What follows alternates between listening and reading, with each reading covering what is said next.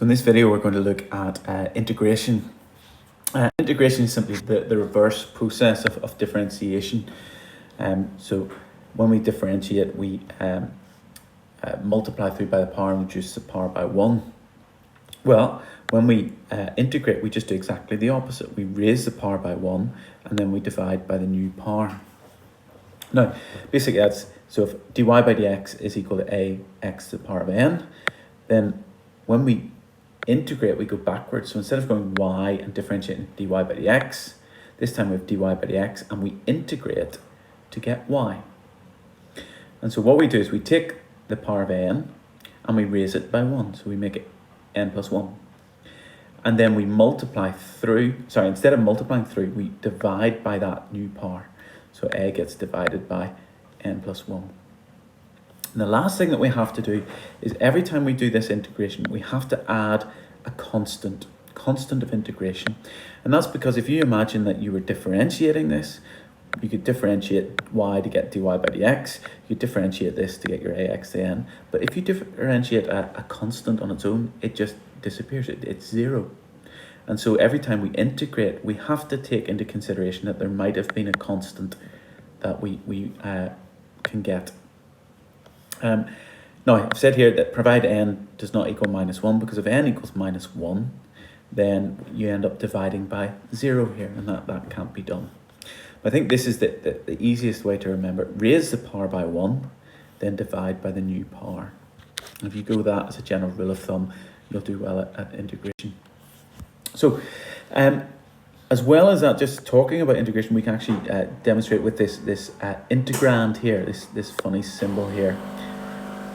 And the integrand is then finished off with a dx, and that dx just tells us what we're integrating with respect to.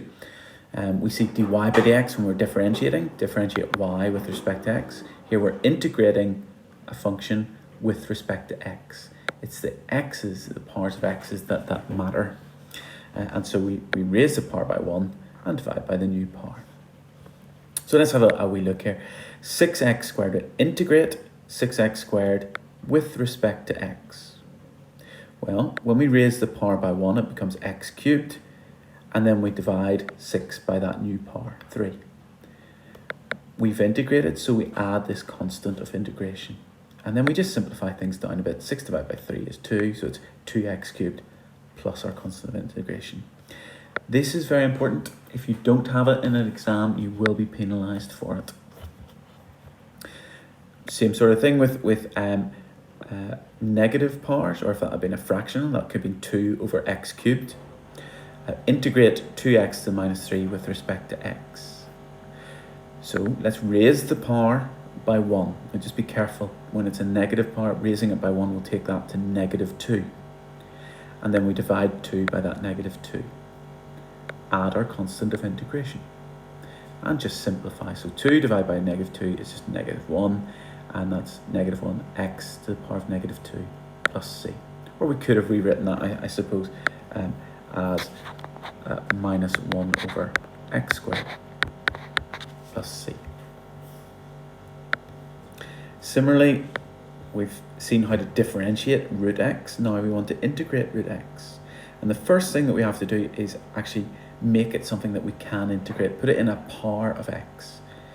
So integrate root x with respect to x, integrate x to the power of 1/2 with respect to x.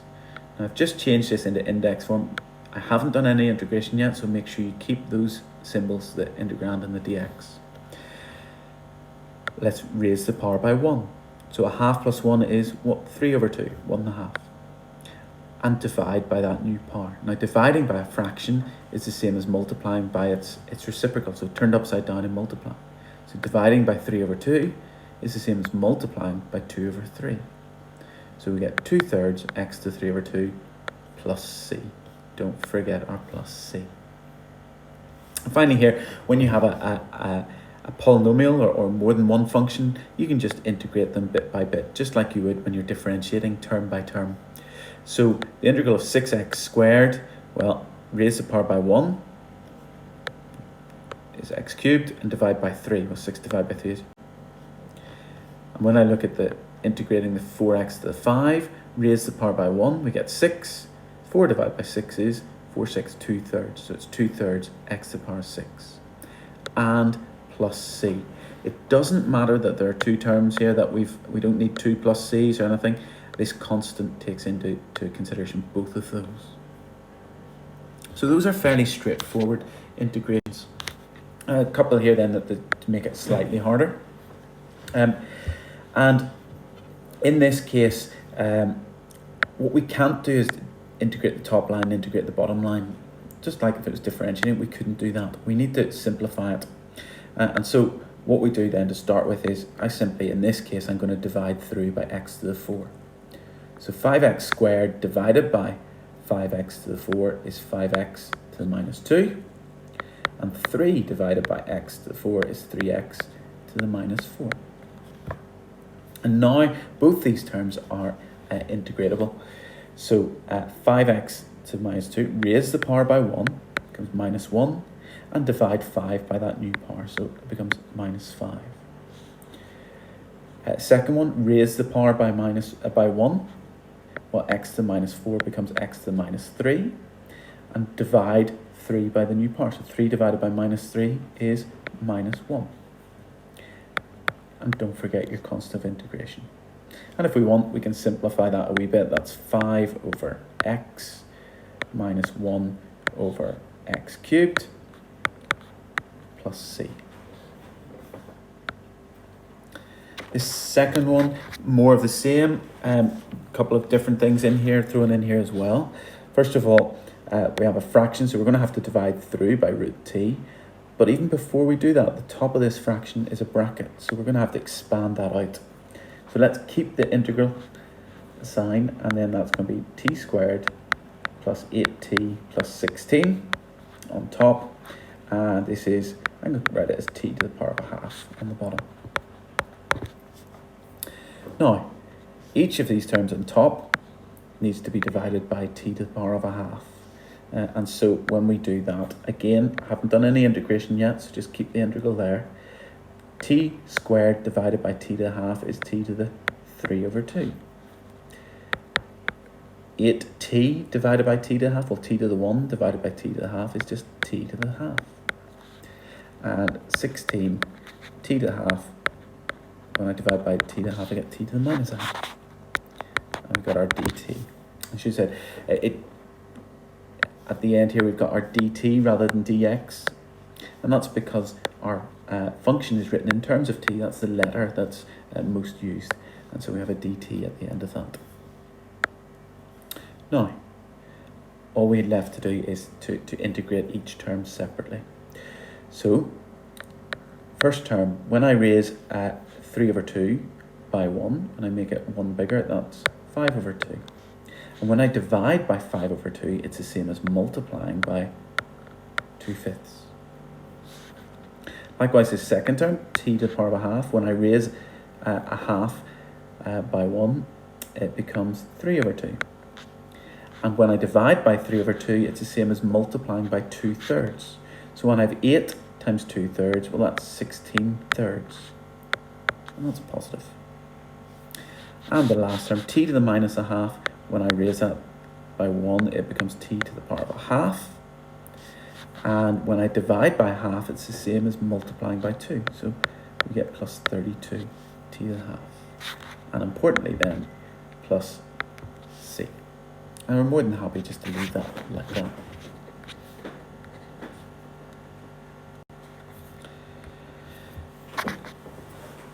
Now, each time we do this, we end up with this unknown constant, the constant of integration. And the name for this process is indefinite integration. And indefinite because we just come up with something that we don't know in the end. We always have this c hanging on the end. But sometimes we are given enough information that we can actually work out what that c is. And we'll see that in the next the next page. But just for information, if we differentiate, if we start with y and we differentiate that with respect to x, we get dy by dx. If we differentiate that again, we get d squared y by dx squared. And we've seen that in a lot of our pure maths already. The reverse, then works when we're integrating. If we start with d squared y by dx squared, we can integrate it to get dy by dx, and then we can integrate that again to get y. So for example, if d squared y by dx squared is 12x plus 4, then to get dy by dx, we integrate 12x plus 4. And that becomes 6x plus 4x plus c. Now, when we then want to find y, if we know dy by dx is 6x squared plus 4x plus c, when we want to find y, we integrate 6x squared plus 4x plus c. And 6x squared raised to the power by 1 divided by a new power, we get 2x cubed. 4x raised to the power by 1 divided by 2, we get 2x squared. C is a constant. So when we integrate a constant, we just get the constant times x, cx. And as well as that, we have to have a new constant of integration. Now, I don't want to call it c, because I don't know it's the same. It's probably not the same. So we just call it d, cx plus d. Finally, for the minute, like I said, sometimes we can actually find out what c is.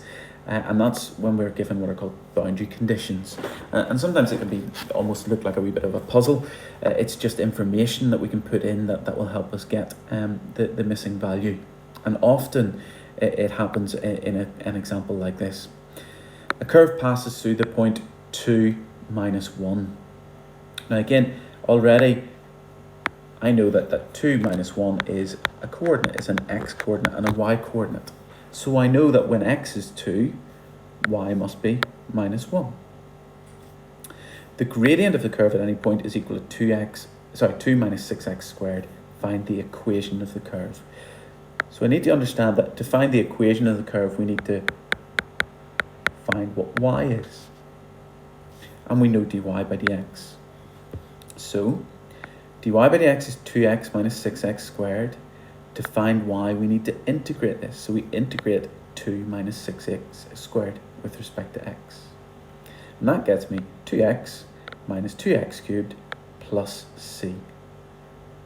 So I know, and I should maybe have written this down, y equals 2x minus 2x cubed plus c. Now it's a wee bit like when you're finding the equation of a line at GCSE. We now have a constant of integration, and we have values of x and y, but these values of x and y will work in this equation. So let's write when x is 2, y is minus 1, and plug it into this. So when y is minus 1, 2 times 2 minus 2 times 2 cubed, so minus 16 plus c. And you can mix that around then and find that c is 11. And finally then, once we've found c is a constant, it's not going to change, so we can just plug it into this equation and finish it off. So y equals 2x minus 2x cubed plus 11. Or again, we quite often just put it in terms of the biggest part of x first. So minus 2x cubed plus 2x plus 11.